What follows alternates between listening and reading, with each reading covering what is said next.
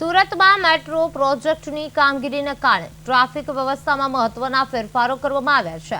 શહેર પોલીસ કમિશનરે જાહેરનામું બહાર પાડી અનેક માર્ગો પર ટ્રાફિક પ્રતિબંધની મુદત 30 નવેમ્બર 2026 સુધી લંબાવી અને લંબે હનુમાન રોડ, ચોક બજાર અને ગાંધીબાગ વિસ્તાર સહિતના માર્ગો પર વાહનોની અવરજવર પર પ્રતિબંધ મૂકવામાં આવ્યો. ટ્રાફિક સુચાર રહે તે માટે વૈકલ્પિક રૂટ જાહેર કરાયા અને પ્રતિબંધિત વિસ્તારોને નો પાર્કિંગ ઝોન જાહેર કરવામાં આવ્યા છે. જાહેરનામાનો ભંગ કરનાર સામે કાયદેસરની કાર્યવાહી કરવામાં આવશે અને જ્યારે ઇમરજન્સી વાહનોને મુક્તિ આપવામાં પણ આવી છે.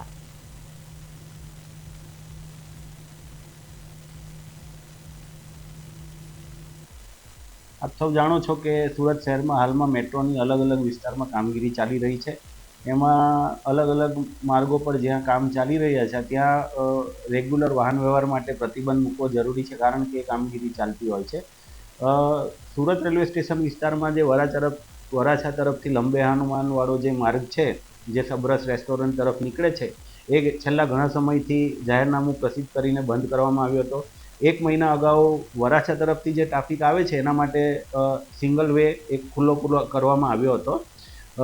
એ સિવાય જે અહીંથી સ્ટેશન તરફથી તમારે જવું હોય તો એ પ્રતિબંધિત રહેશે, પરંતુ આ નવા જાહેરનામા મુજબ પણ વરાછા તરફથી કોઈ પણ વાહન ચાલકને જે નાની ગાડી અને 2 વ્હીલર છે અથવા ઓટો રિક્ષા છે તો એ લોકો હાલમાં પણ એ માર્ગ ખુલ્લો રાખવામાં આવે છે અને એ લોકો અવશ્ય આવી શકશે.